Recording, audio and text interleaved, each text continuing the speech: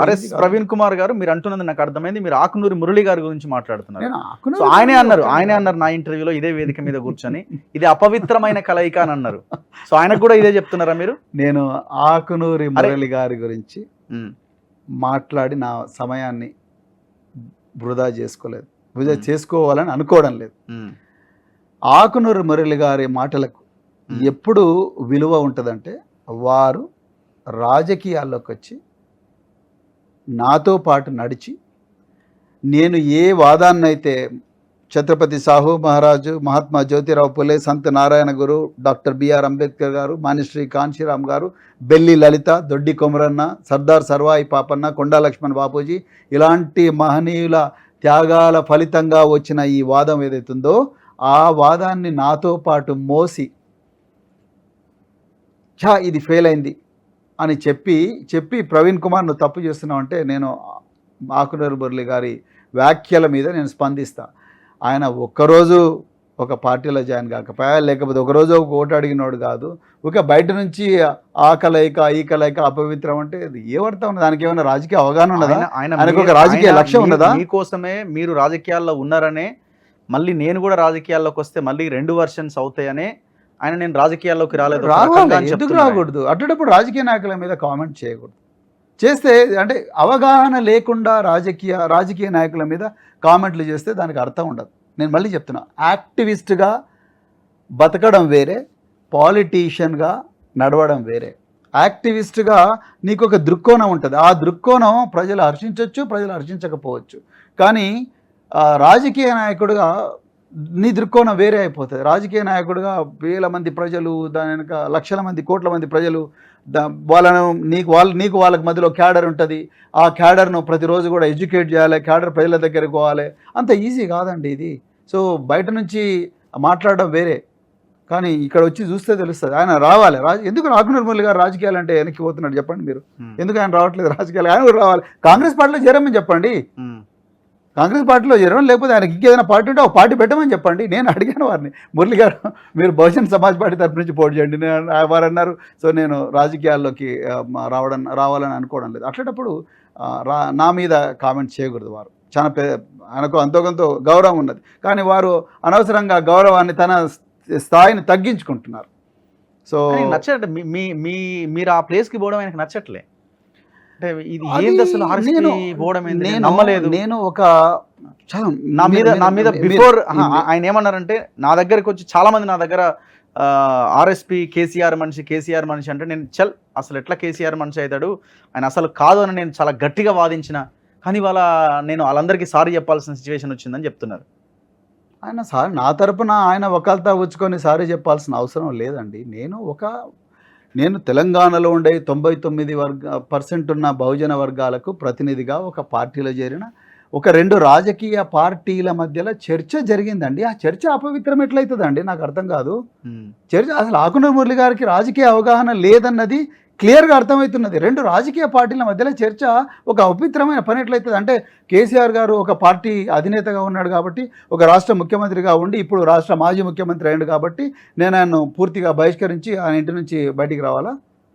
అంటే ఒక పార్టీకి ఒక చరిత్ర, ఒక ఉద్యమం 2001 నుంచి 2023 వరకు తెలంగాణలో రాజకీయాలు చేస్తున్న పార్టీని చర్చలకు రాండి అని వాళ్ళు అన్నప్పుడు, అయితే మేము మీతో చర్చలు చేస్తాం మేము పోయినప్పుడు, సో మీరు తెలంగాణ మీ వల్ల తెలంగాణ ఇట్లా ఇబ్బందులు పడ్డది, అందుకొరకు మేము మీతో మాట్లాడమని చెప్పేసి మీతో మాట్లాడమని చెప్తే అది రాజకీయ వ్యూహంలో, రాజకీయ ఎత్తుగడల్లో, రాజకీయ ప్రస్థానంలో కేవలం అవగాహన లేని అమాయకులే ఇలాంటి కామెంట్లు చేస్తారు.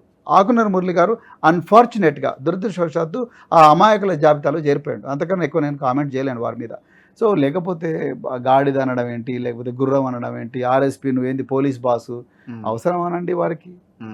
నేను నా వర్గ ప్రయోజనాలను, నా వర్గ అంటే నేను అనేది బహుజన వర్గ ప్రయోజనాలను తాకట్టు పెట్టి నేను పెద్ద ఆస్తులు సంపాదించుకుంటున్నాను, లేకపోతే నేను బంగారం వజ్రాల మధ్య ఇస్తున్నాను, లేకపోతే వాళ్ళందరి జీవితాలు నాశనం చేసినప్పుడు ఆకునూరి మురళి గారైనా ఎవరైనా నా మీద కామెంట్ చేస్తే నేను అంటే వాళ్ళు అంటున్నది ఏంటంటే, ఆయనకి ఎంపీ అవ్వడం తప్ప ఇంకా అన్నింటిని పక్కన పెట్టేసినాడు, అందుకే గాడిద మీద ఎక్కైనా సరే ఆర్ఎస్పీ ఎంపీ కావాలని లోక్సభలో కూర్చోవాలనుకుంటున్నారా అన్నది ప్రశ్న. బహుజన్ సమాజ్ పార్టీ అనేది ఒక రాజకీయ పార్టీ. రాజకీయ పార్టీ తన ప్రస్థానంలో ఎన్నికలు అనే ఒక ప్రక్రియలో పాల్గొవాల్సి ఉంటుంది. రాజకీయ పార్టీ వచ్చిందే చట్టసభల్లో కూర్చోవడానికి. అది ఆర్ఎస్పీ కాకపోతే ఇంకొక ఎస్పీ, ఇంకొక ప్రవీణ్ కుమార్, లేకపోతే రఘు, లేకపోతే మల్లికార్జున్, లేకపోతే ఎవరో ఒకరు చట్టసభలో కూర్చోవాలి. లేకపోతే రాజకీయ పార్టీలు పెట్టుకుని ఎందుకోసం ఆగ్నూరులాగానే ఎస్డిఎఫ్ఓ ఇంకో డిఎఫ్ఓ అని పెట్టుకుంటారు. రాజకీయ పార్టీ అంటేనే ఎన్నికల రణరంగంలో పోవాలి. అక్కడ అన్నీ ఉంటాయి. బ్లడ్ షెడ్ ఉంటుంది, దొమ్మి ఉంటుంది, కుస్తీ ఉంటుంది, తన్నులాట ఉంటుంది, మారామారి ఉంటుంది, హోరాహోరీ ఉంటుంది, అన్నీ జరుగుతాయండి. వాటన్నిటికి సిద్ధమైతేనే రాజకీయాల్లో వాళ్ళు బుడిదేస్తారు, వీళ్ళు బుడిదేస్తారు. అన్నిటికీ తట్టుకొని నీ నైతికతను కాపాడుకుంటేనే నీ ఏ భావజాలం కోసం అయితే, ఏ లక్ష్యాల కోసం అయితే రాజకీయాలకు వచ్చినావో ఆ భావజాలాన్ని కాపాడుకుంటే రాజకీయాలకు పోవాలి. అంతే తప్ప ఆర్ఎస్పీ ఎంపీ కావాలి, ఎంపీ కాకపోతే ఇంకా నేను ఎందుకు వచ్చిన రాజకీయాల్లోకి? ఎంపీనో, ఎమ్మెల్యేనో, ఎమ్మెల్సీనో ఏదో ఒకటి అయ్యి ప్రజల గొంతుగా కావాలనే కదా చట్టసభల్లో చట్టాలు తయారు చేసేటప్పుడు నువ్వు అక్కడ ఉంటే కదా చట్టాలు తయారు చేసేది. బయట కూర్చొని రోజు ఇందిరాపార్క్ దగ్గర ధర్నా చేసుకుంటుంటే నేను ఒక యాక్టివిస్ట్ అవుతా. లేకపోతే రోజు ట్విట్టర్లో కూర్చుంటే నేను సోషల్ మీడియా యాక్టివిస్ట్ అవుతా. నేను అదొక్కటే జీవితంగా రాలి. నేను అట్లాంటప్పుడు రాజకీయ పడని చేరుతాండి. నేను మరి ఉద్యోగం చేసుకుంటా. నేను 7 సంవత్సరాల ఐపీఎస్ సర్వీస్ని వదిలేసి వచ్చిన కాదండి. నేను రాజకీయ పార్టీలు నేను బరాబర్ ఎంపీ కావాలని వచ్చినండి. సిగ్గుపడేది ఉన్నదా? ఎంపీ కావాలి. ఎందుకు కావాలి? ఎంపీ బంగ్లాలో కూర్చొని తుగ్లక్ రోడ్లో ఒక బంగ్లాలనో, లేకపోతే ఒక బిల్ల బంట్ రోతులో, లేకపోతే 2 కాన్వాయ్ దానికోసం రాలేదు. అవన్నీ నేను చూసిన సర్వీస్లో 26 సంవత్సరాల సర్వీస్లో. అసలు ఇక్కడున్న ఎంపీలు లేకపోతే ఇక్కడున్న ఎమ్మెల్యేలు అందరూ అనుభవించే సుఖాల కన్నా ఎక్కువ సుఖాలు government of India, government of Andhra Pradesh, government of తెలంగాణలో ఐఏఎస్ ఐపీఎస్ ఆఫీసర్లకు ఇస్తాయి. ఇది వాస్తవం. అవన్నీ వదులుకొని వచ్చిన నేను. అవన్నీ వదులుకొని వచ్చిన ఎందుకోసం? ఈ బహుజన వర్గాలకు నేను ఇంతకుముందు మీకు చెప్పిన కొన్ని సమస్యలు. ఉదాహరణకు జనవాడ, మీకు కూడా తెలుసు. ఎక్కడైతే హైదరాబాద్ కూతవేటు దూరంలో ఉండే జనవాడలో ఒక ప్రార్థనా మందిరం మీద మరి మతోన్మాదులు దాడి చేస్తే దాని గురించి ఒక్కరు కూడా మాట్లాడలేదు. కనీసం ముఖ్యమంత్రి గారు కనీసం అసెంబ్లీ సిట్టింగ్లో ఉంది, అప్పుడు సెషన్లో ఉంది, అసెంబ్లీలో కనీసం ఒక స్టేట్మెంట్ కూడా చేయలేదు ముఖ్యమంత్రి గారు. ఏ పార్టీ నాయకులు కూడా మాట్లాడలేదు. ఉదాహరణకు చెప్తున్నా, వాళ్ళ గురించి ఎవరు మాట్లాడాలి? రాజ్యాంగం ఇచ్చిన హక్కు ఆర్టికల్ 25 ప్రకారం మతపరమైన స్వేచ్ఛ ఈ దేశంలో అందరికీ ఉన్నది. హిందువులకు ఉన్నది, ముస్లింలకు ఉన్నది, క్రైస్తవులకు ఉన్నది, బుద్ధిస్టులకు ఉన్నది, జైన్లకు ఉన్నది. మరి వాళ్ళ గురించి ఎవరు మాట్లాడాలి?